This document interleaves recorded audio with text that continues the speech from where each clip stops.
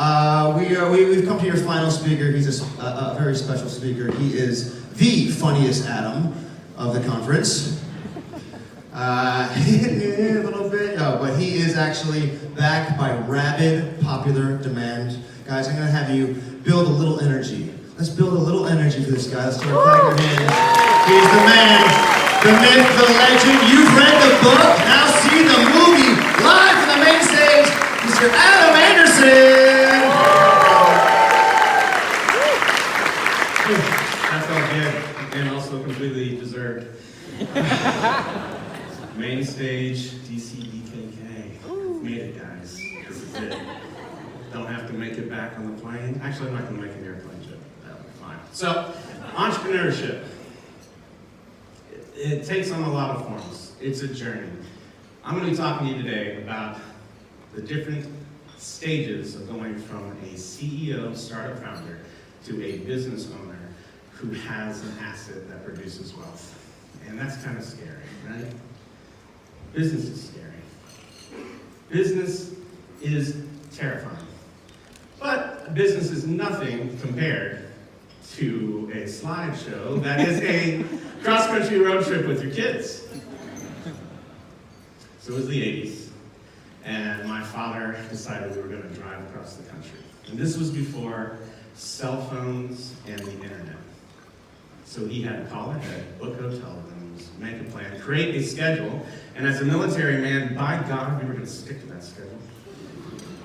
There was one problem, one risk that he had to mitigate first: unplanned bathroom breaks by his kids.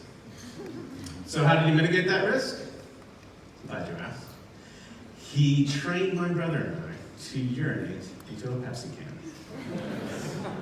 Well, by day 3, we had mastered our craft.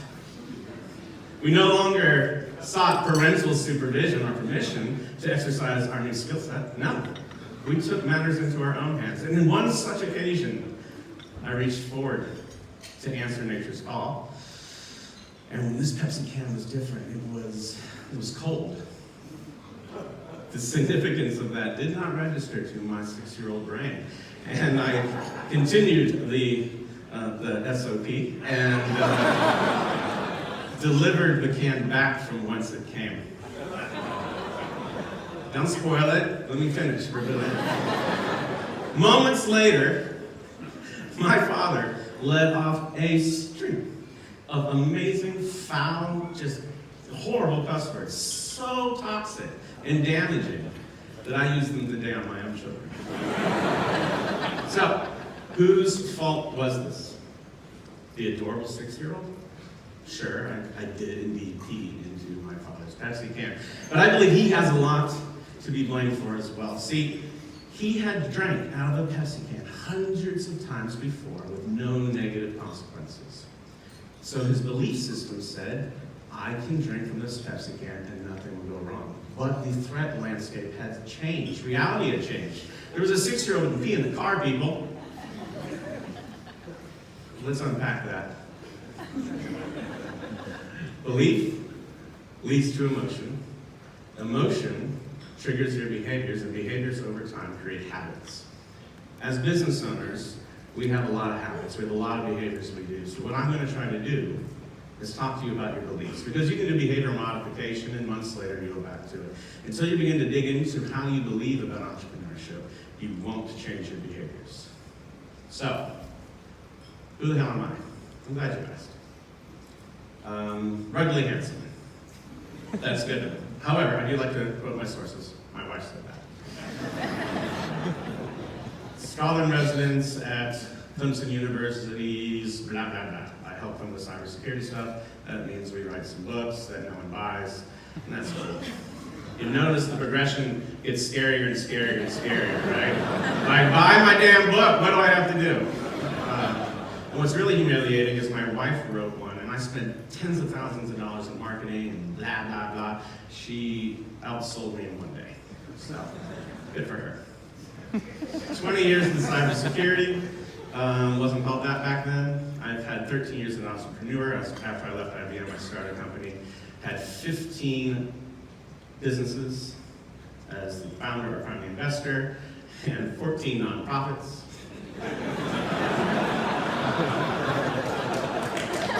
Very good. Thank you, Joel. Ladies and gentlemen, Joel, that was his $2.2 million in losses and counting, and one successful. That's it. So I'm currently on a mission to help people transition from one phase to another, because this has been an emotional journey. So here's what I am assuming about you. First, you do not have millions and millions of dollars to go hire executive management. So far we're tracking. Okay, cool.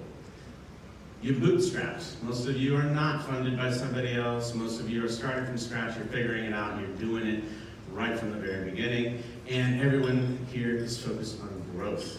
Nobody is thinking too much about riding off into the sunset or something. Maybe some of you guys are. But most of you guys are focused to growth, and the target most of us are looking for, at least in my experience, is $3 million, especially from a professional services point of view, but some of these other companies, $5 million is not the boat you're hitting. So these are true facts that I believe, and you can believe them too. At about $3 to $5 million, business is really, really hard. Most entrepreneurs suffer because they do not understand these three things: how to leverage people, how to create systems that can be automated and processed, and then how to create processes that can be reported on and KPIs can be measured. And I believe that your ultimate goal is to get really, really good at these things and work yourself out of the business. Not out of the business in that you're fired, but out of the business in that you move from doing transactional work to doing transitional work, doing transformational work, things that grow value.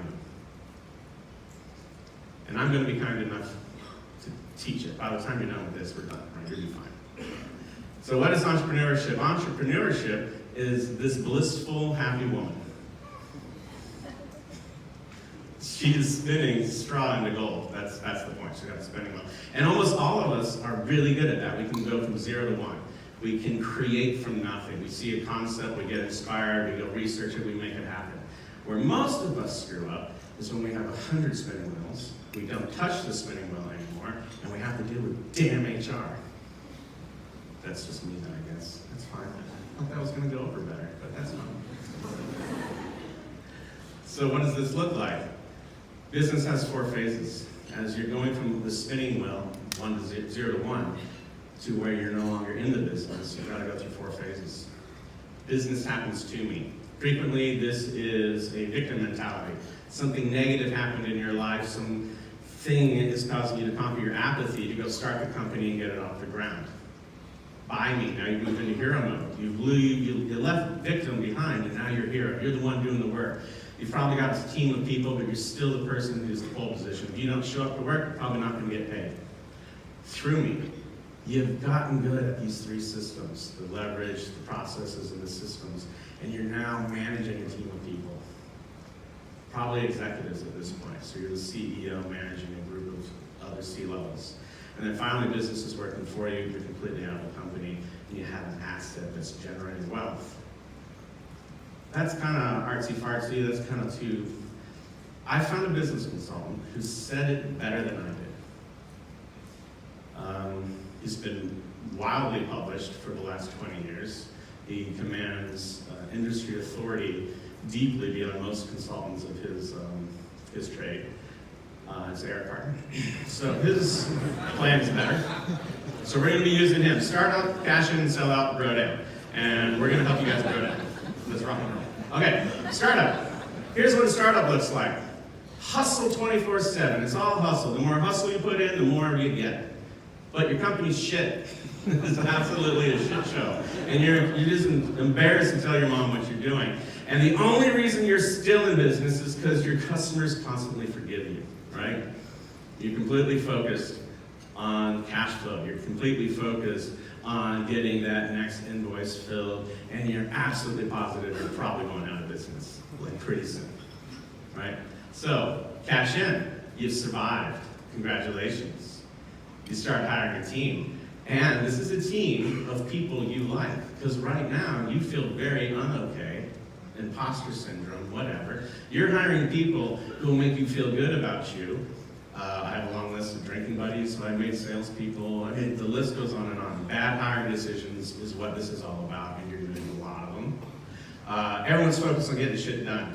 Superheroes doing superhero activities to get amazing results. And the good news is 100% of your employees that are key employees are holding you hostage. They leave, you're screwed. And it's controlled chaos. No one actually knows what's happening. You would love to have some systems if you even knew you were supposed to live for them.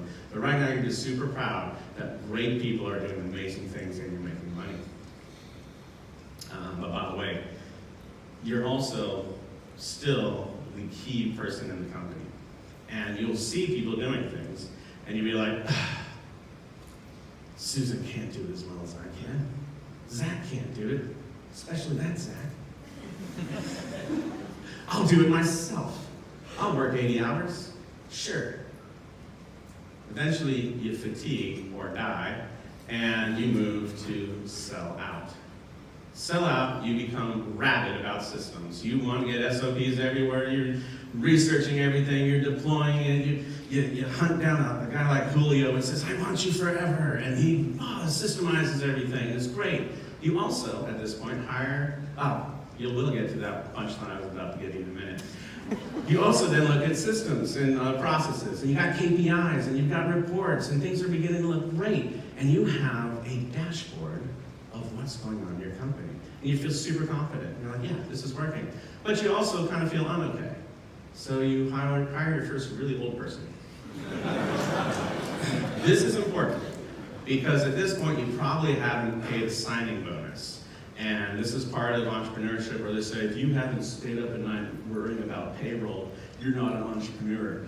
Well, this is another gateway. You have to overpay for an old person to come in and be the adult.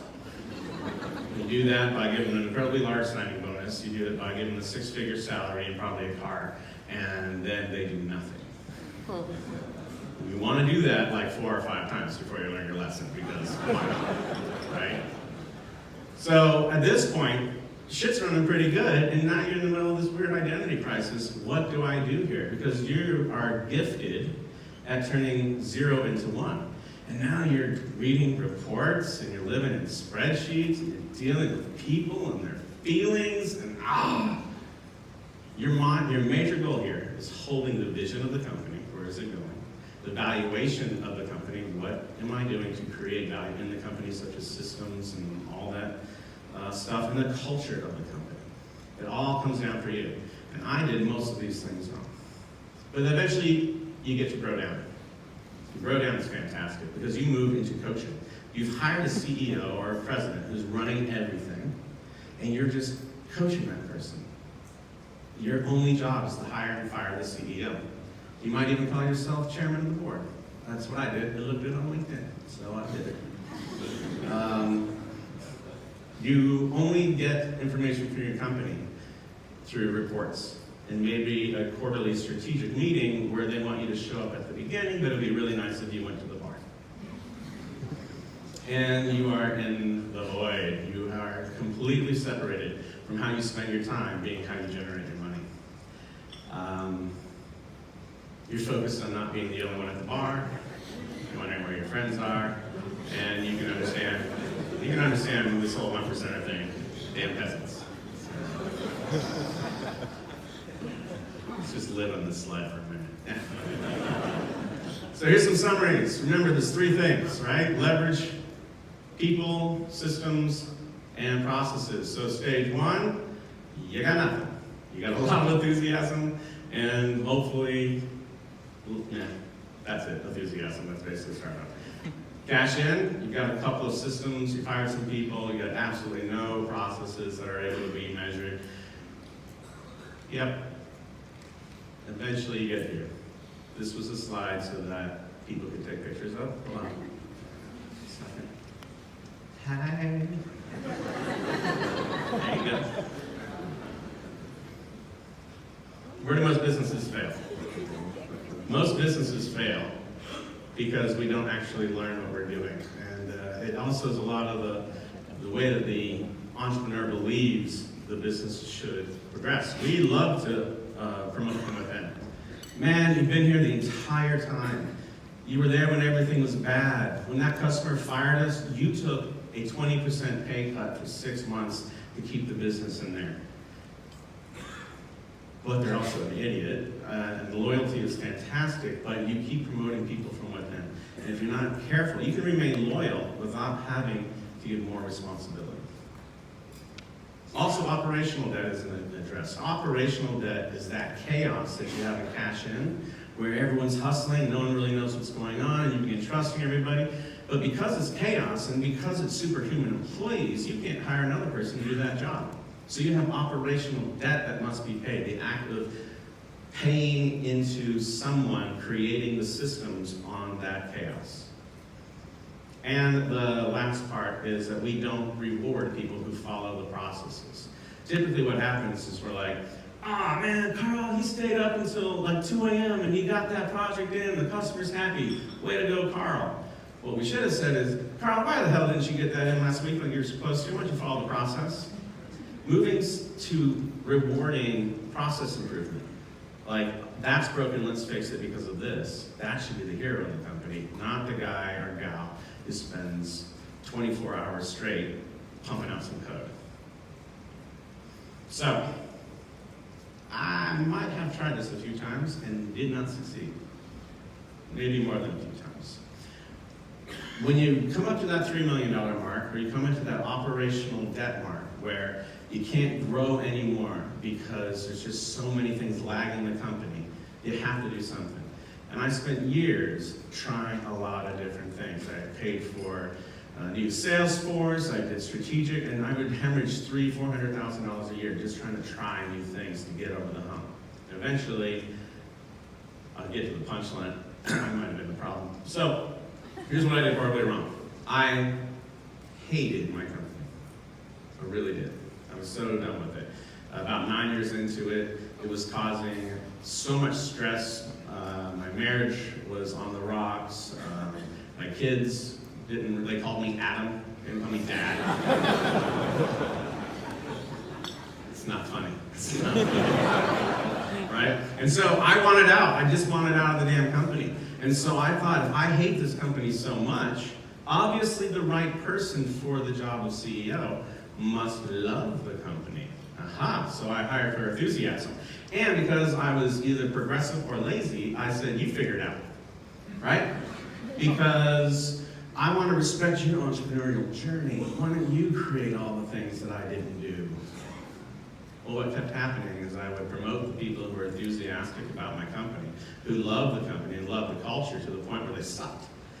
Peter principle, right?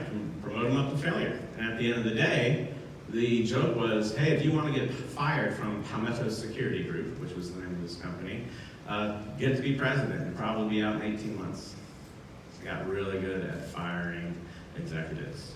So, another thing I did wrong is I had broken systems.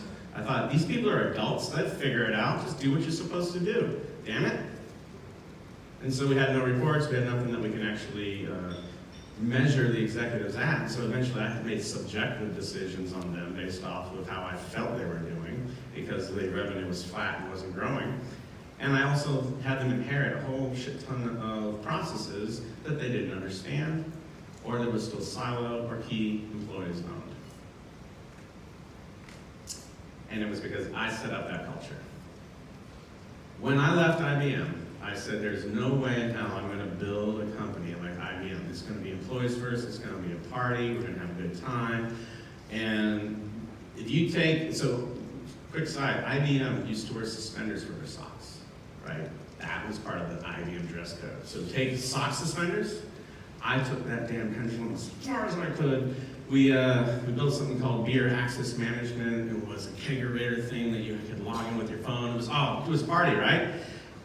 I made a culture intentionally without understanding what I was doing, and then everybody had to pay the bill for it.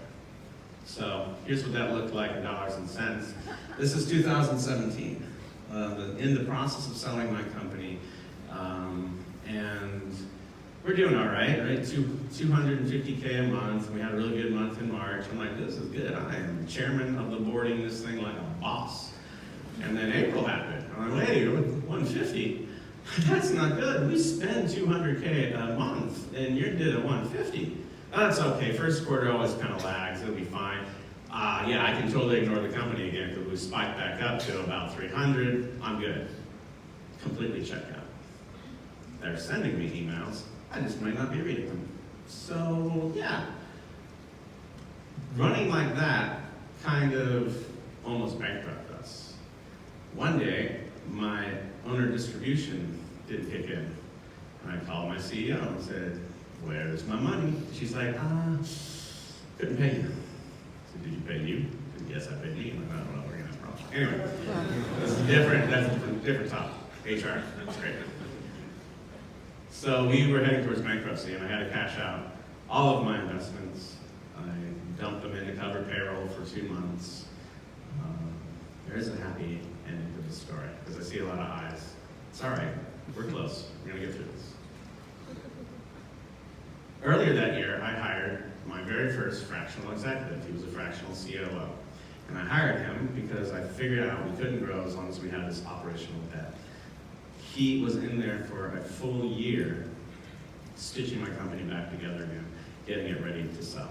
So when we had this cash flow problem, I had an adult in the room who was very, very good. The way I picked this guy is he knows how to grow companies from 3 million to 30 million.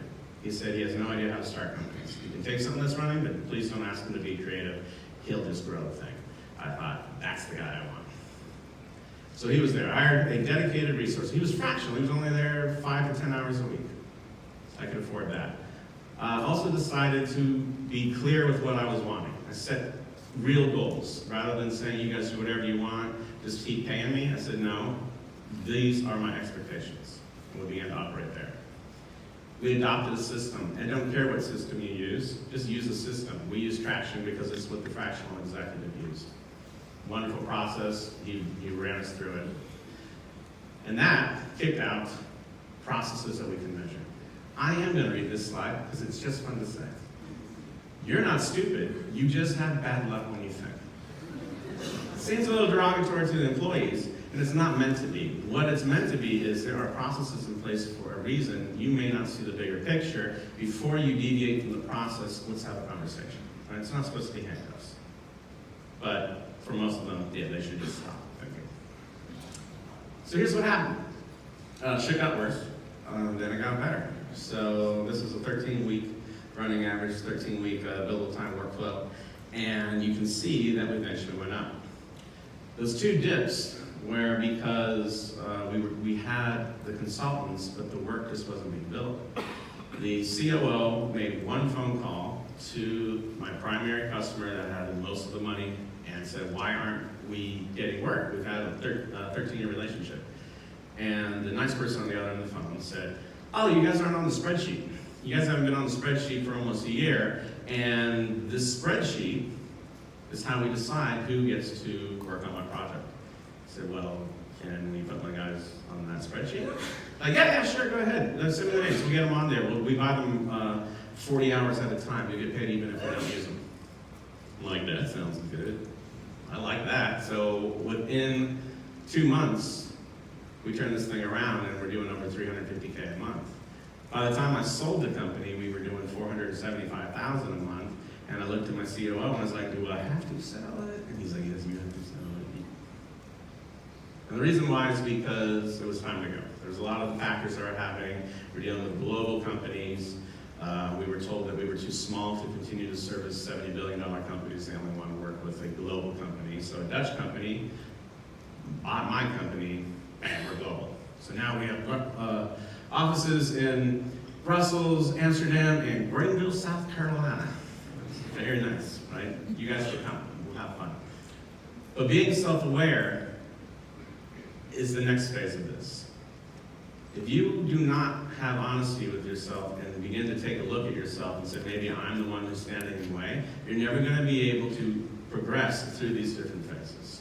And a lot of the times it's like, oh, well, it's a matter of perspective. I think it's also wisdom. right? Because who fucking cares if it's half full or half empty if it's filled with piss, right?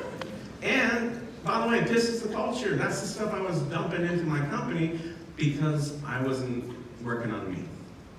So there's a couple ways of doing that. One is masterminding. That's a stock photo. I had something else in that I thought was hilarious, but after I considered it, I decided no. Trust me, it was way good.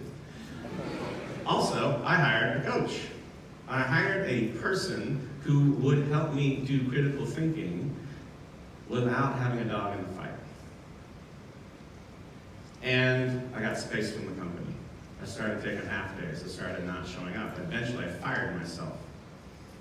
I mean, don't worry, I still pay me. I love me. But getting distance from the company allowed me to begin to see what's going on. If you're in the weeds, if you're the one answering all the customer service stuff, if you're the one doing all the things, you have no ability to step back and start reflecting on what's going on in your heart and your mind. I also started to use some tools, personality assessment tools. Has anyone ever taken the personality assessment tool? Which ones did you use? This. Oh, stop, I was lying, talking, it's fine.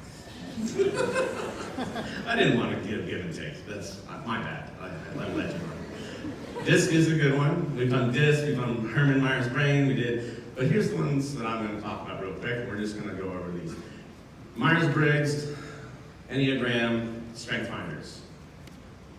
Myers-Briggs, I use to understand how I interacted in a group.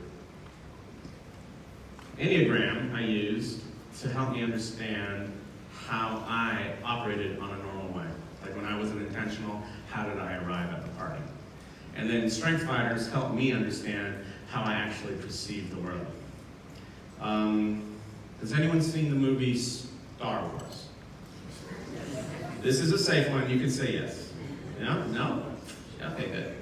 So, here's all of the guys, right?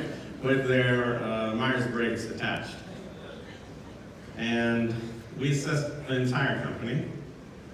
And this is me, and I'm thrilled, right? The champion, shut the front door, hell yeah! Enthusiastic, idealist, inspiring, and creative. Who wants to drink? This is fantastic, I love this guy. But this guy doesn't make processes, this guy doesn't build a healthy culture, this guy doesn't do quite a bit. So I decided, obviously, the opposite of me is important. I need processes. So my very first president, this was his Myers-Briggs. You don't think I rocked the boat on culture, people? They did not enjoy that. They did not enjoy that, and he made it, and by the way, he's my older brother. So he came in, he did the thing, and he did an amazing job. But every single one of my employees came to me, and they called me real dad and him stepdad. They were like, stepdad's fucking this shit up, dude. No one wants to come to work anymore. I'm like, good. I didn't say that. So then, my next president, I had to repair the damage, and I had the performer. So this president came in and made the hard choice to fire and rebuild the teams necessary. So she was the action, right? And here's the thing, 85% of my employees were this. Characterized by the ability to work hard and make sacrifices to keep society running smoothly. They hated the chaos I was building. They couldn't operate the company. They needed to do what they wanted to do, but I was creating barriers, mental barriers that prevented them from actually doing it. So Enneagram, I'm a 7, and 7s love us because we love ourselves.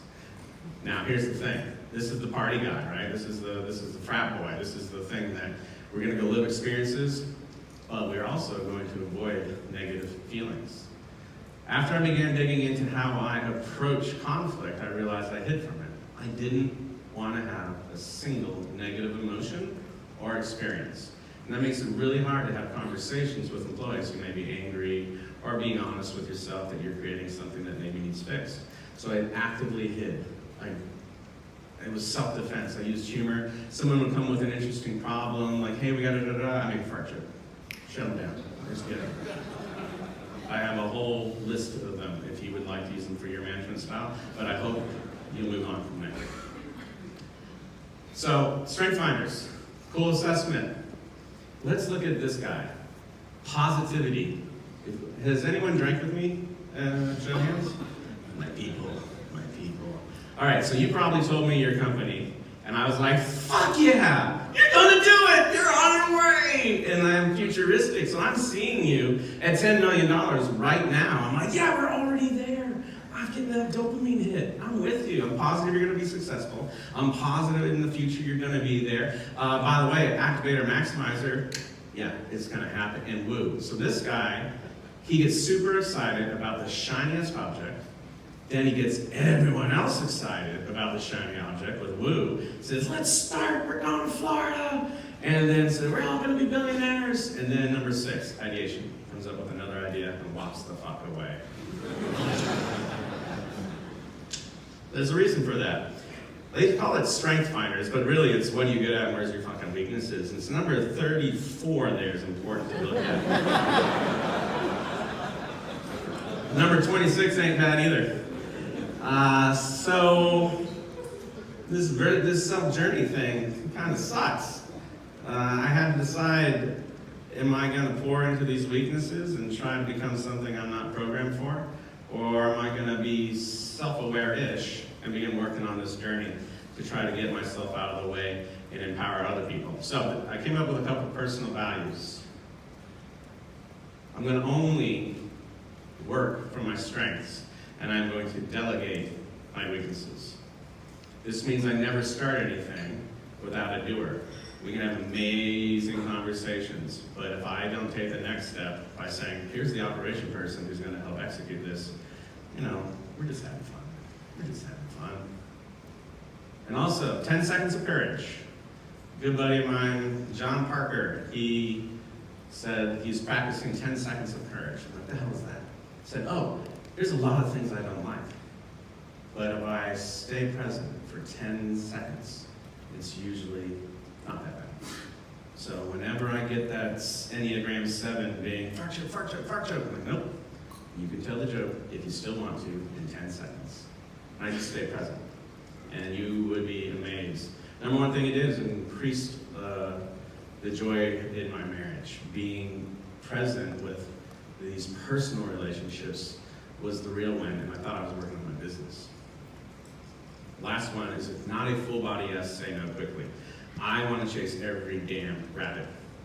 I want to go after every shiny object, and I want to play with everyone in this room, and there's no way I can do that. And so if I chase every yes, then I'm saying no to things that I'm not intending to. So the word no is super important. So here is what this now looks like for me.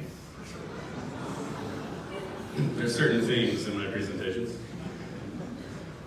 I've got leveraging other people allowed my company to fix itself.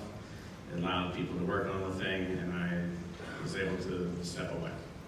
But I had to get really good at team building, and that started with self-awareness because I was building toxic teams.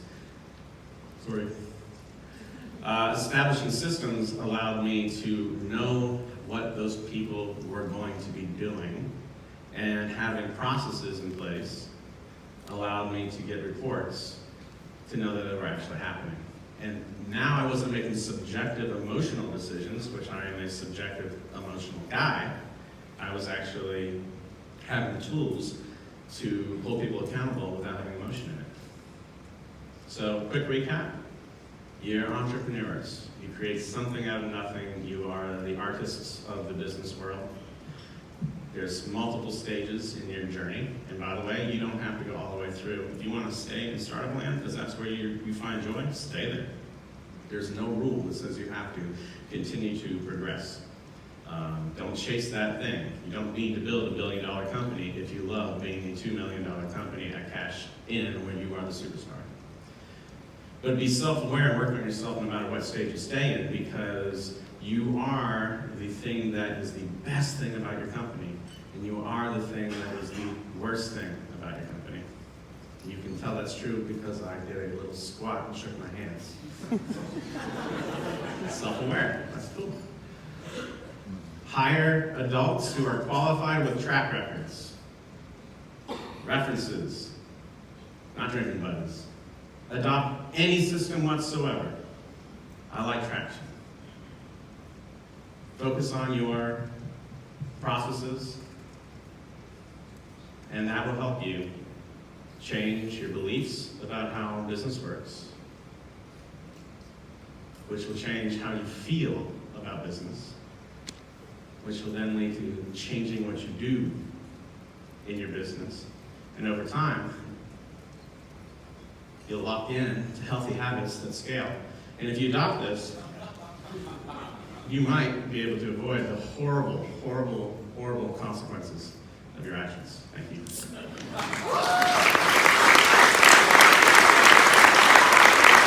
Adam Anderson, guys. Give it going for Adam. That's good message. Phenomenal job. Phenomenal. We're going to go to Q&A now. Real quick, questions for Adam. Right here. Yeah, thanks a lot for a fantastic presentation. So I am curious about how you delegate weaknesses. Because if you're not good at something, presumably you're not good at teaching someone to do that. Correct. Are you looking for people who are already know more than you? I took myself out of the hiring process. What I did is within the system, you can identify all the things that need to happen in the company, right? You can identify all these things. And I brought in operational people and delegated all the other delegation to them. So I never met anyone I didn't want to hire. So we changed the systems. We changed them. I only talked to people after they'd gone through like 7 other things. So to more directly answer your question, I had to work with a coach who helped me understand my strengths and weaknesses, and then work with my management staff and have them take the stuff away from me. Okay, cheers. Yeah.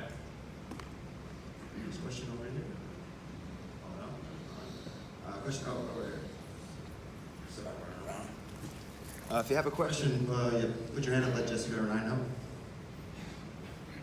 I just kind of have a follow-up to his delegation question. So let's say that you still have to work with your managers about finding people who are good at your weaknesses. Yep. Is there kind of a point of where like that 80-20 where you say, okay, I need to learn this much about my weaknesses in order to be able to really tackle them, so to speak, and like deal with people who will recognize and have a good bullshit leader, if you will?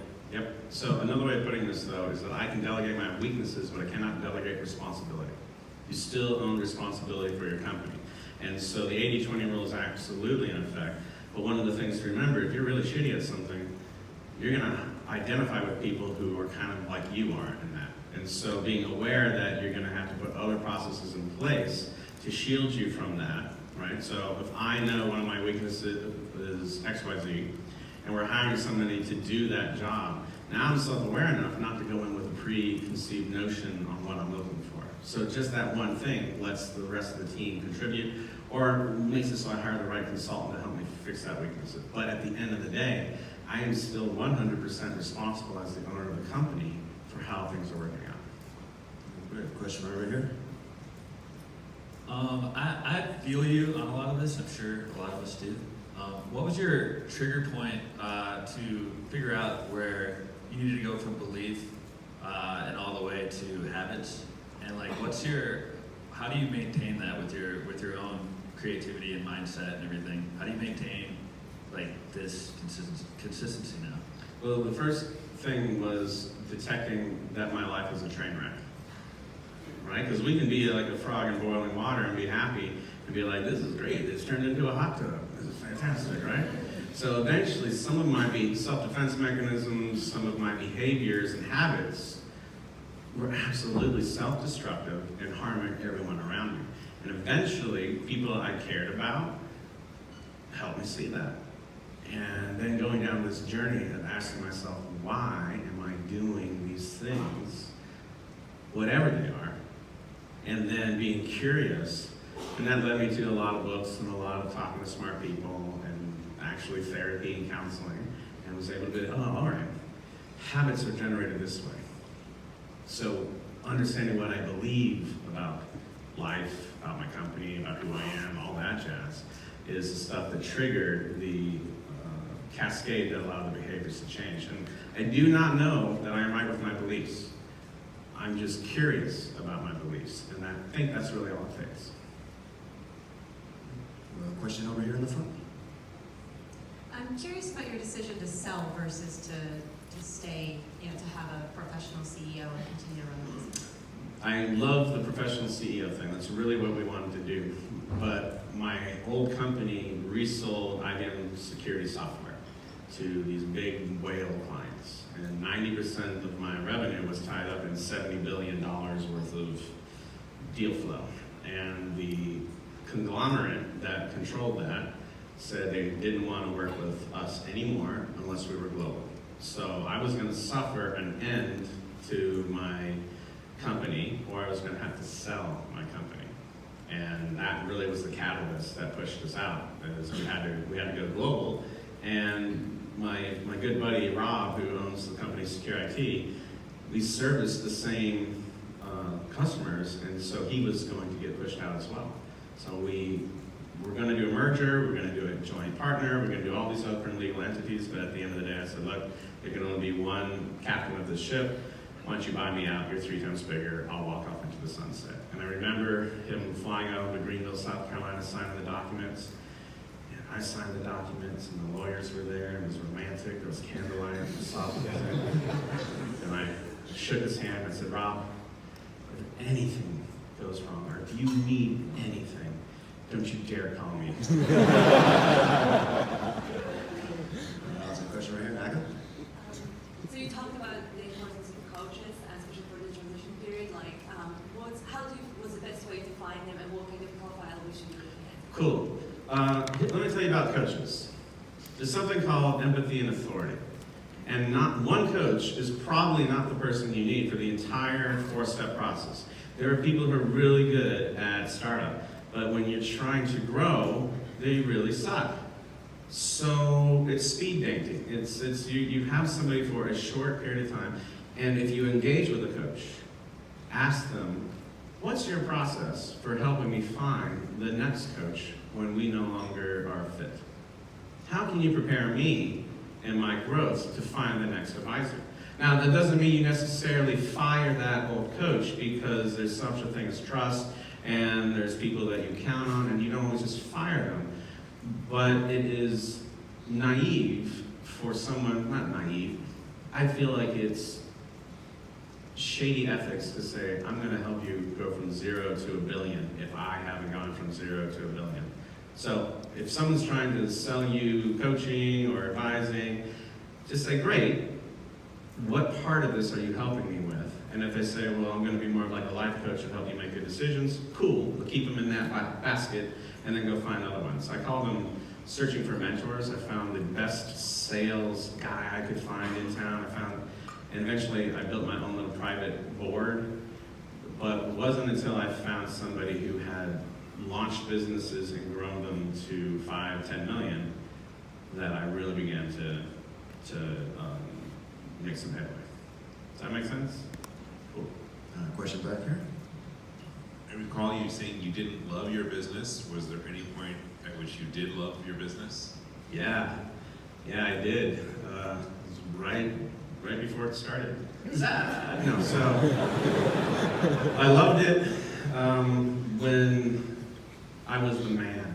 I loved it when I was the CEO, and I got all the phone calls. Man, I got my ego stroked constantly. My people thought I was amazing, and then I realized I wasn't, and then I realized I'm the problem, and it really began to take effect when I was talking about those habits. When I saw, so when you do enterprise software sales, when you sell to the Fortune 500, you need one skill set and one skill set only: a really good liver. And you do it for 2 years. A 2-year sales cycle, cost of customer acquisition $250,000, and so much shame and regret. So I didn't want to be in that lifestyle anymore. I began resenting having to go to these damn conferences and drink all the time. See, in this conference, when we drink all the time, I'm like, this is cool, this is fun. But when you have to drink with customers and constantly be selling and constantly be like, I'm gonna compromise what I believe is right so that you'll write a damn check for $2 or $3 million, that's no fun. I mean, when you get the check, it's fun. But the rest of it, no. Matt?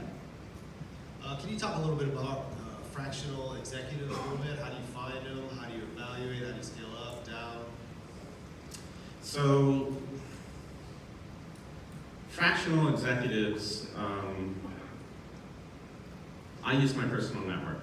So I'll do two sides. I'll tell you how I found the guy. I am part of many executive communities.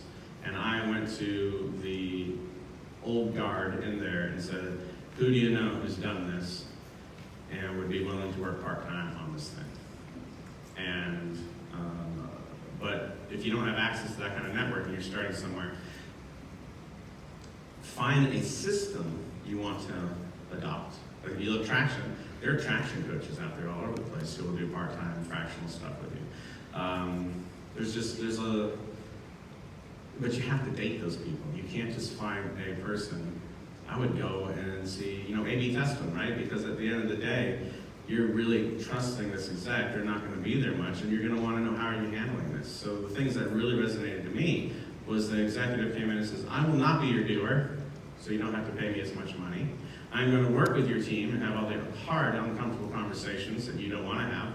And, excuse me, don't really drink Pepsi. And my number one focus is going to be coaching to make myself obsolete. So those are the words that I was listening for. I was not a lifetime sentence permanent employee. It was a long consultant, and thank God I have him. But to me, that's where you would look for. Pick a system you like. Try to find somebody who runs the system. I'm not as much into this. You can talk to Zach. He's more. Raise your hand, Zach. There he is. He knows more about fractional execs than I do. I pretend I know what's going on. All right, I think we have time. Question over here. How much did Pepsi pay for the sponsorship? So, Pepsi paid in tears. And, yeah, I'm not a fan. I also wanted to know if you considered hiring someone, promoting someone internally for this replacement CEO position. So I tried it three times actually, and you absolutely can do it. You absolutely can do it, but you have to be aware of it. So, for example, if you promote somebody who's wildly excited about your company and you've set them up to fail, they're going to fail. There are not already systems in place. Like for what you've got rolling, you could train someone to move into that because you've got all these systems and processes and all this support. When you put somebody in the deep end and say sink or swim, and you walk away with your middle finger in the air, that's not going to set them up for success.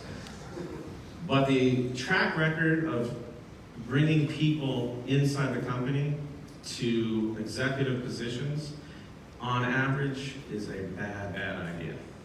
But I'm not saying don't do it, because you wouldn't listen to me anyway. And I want you to have the full entrepreneur experience. Over here. Hi, AJ, long-time listener, first-time caller. What's up, AJ? So, when are we going to get part 2, process to grow down? You mean what's the crap I'm doing now? Oh. Well, I had breakfast with this guy named Simon, and he said, just stop doing stuff, right? Really smart. I'm going to totally ignore that because I get my own entrepreneur journey as well. Where is Simon here? Hi, baby. What's up? How you doing? So I've got another cybersecurity company that I launched, but I did it in such a way that I don't have to actually do anything over the long term. So I found a 33-year-old sales guy, rather than he's going to run that. Rather than creating my own software, I white labeled somebody else's, so I got rid of all my development headaches. Sure, I've got other ones, but let's get revenue first before I spend time and energy making my own software. I took the sales guy and said, you have 6 months to sell $100,000. If you do not, I shut the whole thing down. I will be present the first month to help everything get going and make sure you have what you need. I'll ghost you and go to Bangkok for the second month. Third month, I'll come back, we'll touch base again, we'll make sure the marketing is going. I understand you can't sell if you don't get leads, and you're not a lead gen guy, you're a seller, so that's fine. System automation will make all our money in the last 2 months, I get it. Then I'm disappearing again, and you're on your own.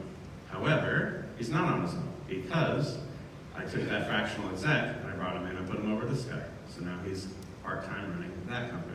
I also de-risked this company by setting up a second company that does operations as a service to mitigate that weakness.